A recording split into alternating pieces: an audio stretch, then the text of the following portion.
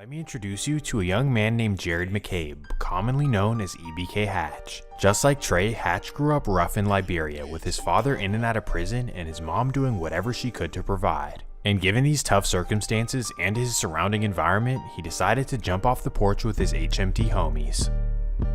And from what the rumors say, as soon as he jumped off the porch, Hatch was really like that, like the first dude out the car.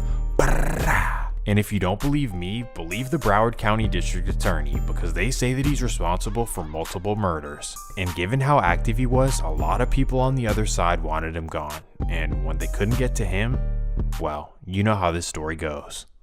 In late November of 2021, his father would be the target of a violent attack. Some unidentified suspects would track him down and pull up to his address, and sadly, this is where they would lay him down.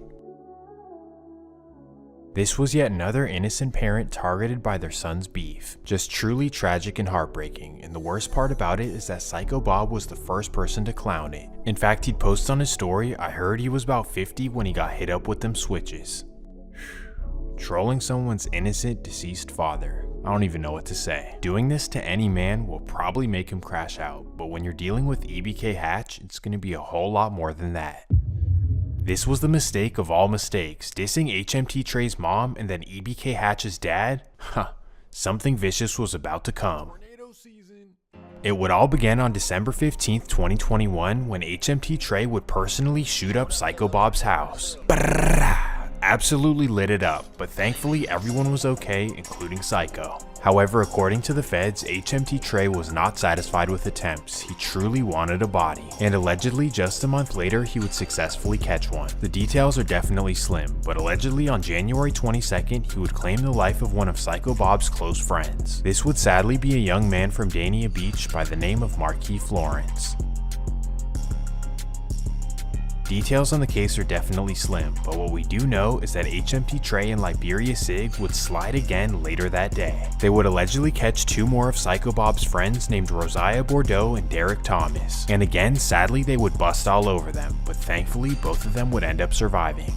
At this point, Liberia is not playing. They're willing to risk it all for the sake of revenge. But despite catching a body in 2 attempts in the same day, Psycho Bob is not fazed at all. In fact, directly after this, he'd get on Instagram Live and instigate even more by saying that he slept with Liberia Sig's mom. I don't care what a post, you can't top a nigga your mama, boy.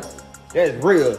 Now, you wanna beat so go beat your mama. Sheesh, this is disrespectful, and the craziest part is that it gets even worse. Right after this, Psycho Bob would release a song called Stepdaddy, alluding to the fact that he slept with Liberia Sig's mom and how that now makes him his stepdaddy. He says her good, but her head immaculate. That's the op mama? Yeah, I smashed it. On top of this, he even disses EBK Hatch's dad in the song as well. Man, this dude does not care, even though he knows that the people he's dissing are literal killers. But for the meantime, after all this disrespect, Psycho Bob is able to lay low without consequences as he's running around with Sniper Gang. At this point, he truly feels like he's on top of the world. He's constantly dissing his ops, and then he gets to ride around with Kodak with a whole bunch of money.